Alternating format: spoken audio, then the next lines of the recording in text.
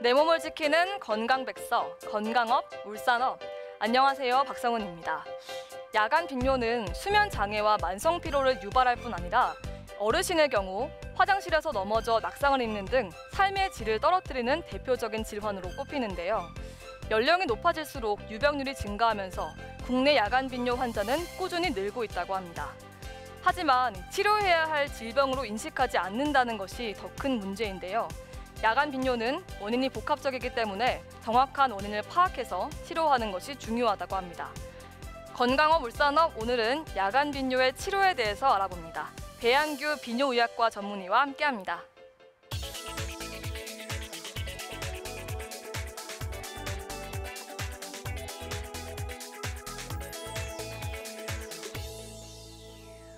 네, 선생님. 대부분은 나이를 먹어서 그렇겠거니 하고 그냥 넘기기가 쉽다고 하는데요. 야간 빈뇨를 방치하다가 더 심해지면 어떻게 되나요? 네, 야간에 수면 중 소변을 보게 자주 일어난다면 그 자체도 많이 불편하겠죠. 그래서 수면 장애로 인해서 만성 피로가 발생할 수도 있고요.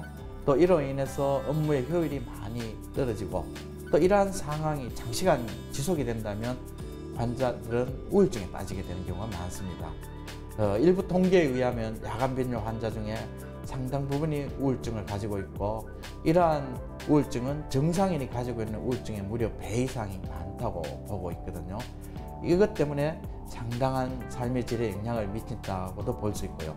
특히 노령기에 야간 빈뇨가 많이 발생함으로 해서 특히 노령기에는 운동신경이 많이 둔화된 상태에서 배뇨를 위해서 침상을 이동을 하다가 낙상 등으로 해서 부상을 많이 겪기도 합니다. 네, 수면 중에 한 번 이상 배뇨를 위해서 잠을 깨는 것을 야간 빈뇨라고 진단한다고 하는데요. 이것 외에 다른 방법으로 진단할 수 있는 건 없나요?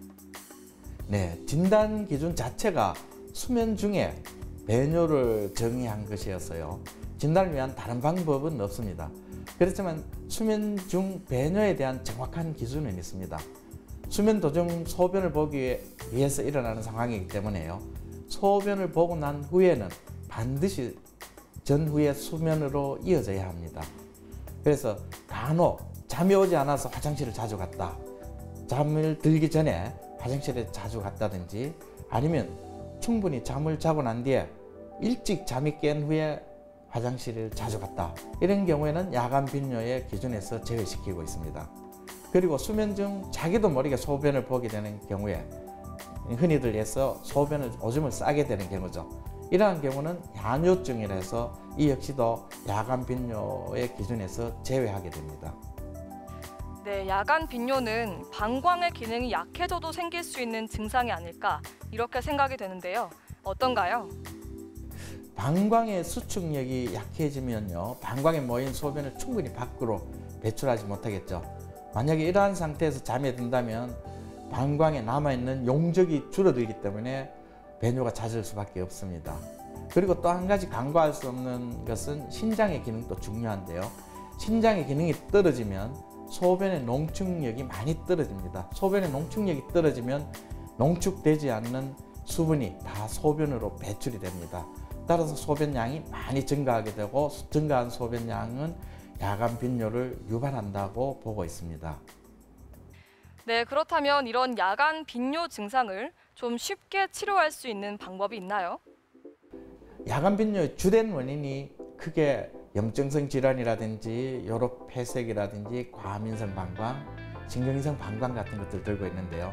우선 이런 원인 질환이 있다면 이런 원인 질환을 먼저 치료를 해야 합니다. 그리고 복용하는 약물도 잘 살펴볼 필요가 있는데요.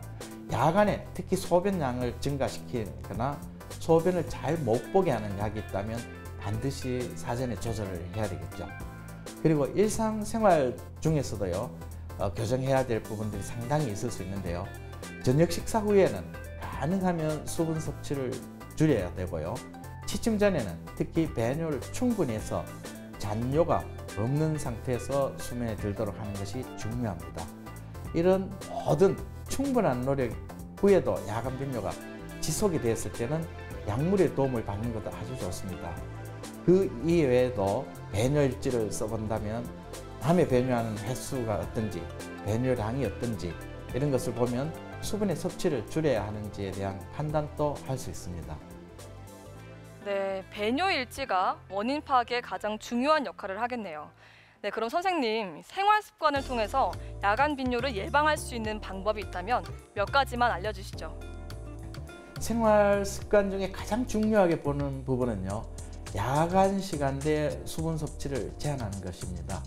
특히 배뇨일지에서 야간에 배뇨량이 많이 나왔다, 이럴 때는 수분 섭취를 철저하게 제한해야 합니다.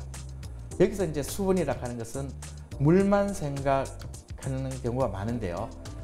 물만 생각하지 말고 흔히 간과하기 쉬운 수분이 많이 함유되어 식품이나 과일도 꼼꼼히 따져봐야 됩니다. 그 이외에도요, 커피나 청량로, 홍차 이런 카페인이 많이 함유된 음료라든지 알코올 등의 섭취 등도 야간 빈뇨를 많이 유발할 수 있기 때문에 이런 것도 많이 제한해보는 생활 습관을 갖는 것이 중요합니다. 그래서 야간 빈뇨로서 불편을 겪는다, 이럴 때는 자신이 이러한 생활 습관에 빠지지 않는지를 확인해서 이를 개선해보는 것이 우선되어야 합니다. 네, 마지막으로 야간 빈뇨를 겪고 있는 분들에게 꼭 당부하고 싶은 말씀이 있으시다면 한 말씀 부탁드립니다. 야간 빈뇨는 전 국민이 반 이상 경험하는 가장 흔한 배뇨 증상 중 하나지만요, 대부분의 환자들은 야간 빈뇨를 자연스러운 노화 현상의 하나로 생각하고 적절한 치료를 받지 않는다고 합니다. 야간 빈뇨는 삶의 질에 큰 영향을 미치는 배뇨 증상입니다. 적절한 치료로 충분히 개선될 수 있습니다. 따라서 증상이 있고 이로 인해서 일상생활에 불편을 느낀다면 가까운 빈뇨의학과 전문의에게 반드시 적절한 진단과 치료를 받아야 할 필요가 있습니다. 네, 말씀 잘 들었습니다. 건강의 기본은 원활한 배뇨 활동이라고 합니다. 삶의 질을 떨어뜨리는 것은 물론 어느 순간 아주 위험한 상황까지 야기할 수 있는 야간 빈뇨. 선생님 말씀처럼 적극적인 예방과 치료가 필요하다는 점 반드시 명심하시기 바랍니다. 요가 동작 함께 하시면서 건강한 하루 보내시기 바랍니다. 감사합니다.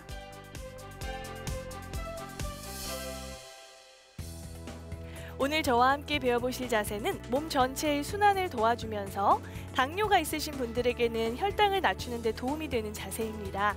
자, 다리를 어깨 넓이로 벌려 발끝은 11자, 양팔을 머리 위로 올려 손바닥 정면을 향합니다. 마신 호흡에 척추를 길게 늘렸다가 내쉬며 양무릎을 굽히며 상체를 기역자로 숙여 손끝 바닥에 살짝 터치해줍니다. 마신 호흡에 제자리로 돌아오셨다가 내쉬며 다시 양무릎 굽히고 손끝 바닥 터치. 이때 무릎이 앞쪽으로 많이 튀어나오지 않도록 체중은 뒤쪽으로 가져가 주시고요. 숙이셨을 때 허리에 통증이 일어나시는 분들은 기역자까지 숙이지 않고 상체를 4선까지만 하셔서 양팔 앞으로 나란히 하셔도 좋습니다. 천천히 자세 10번 반복해 주세요.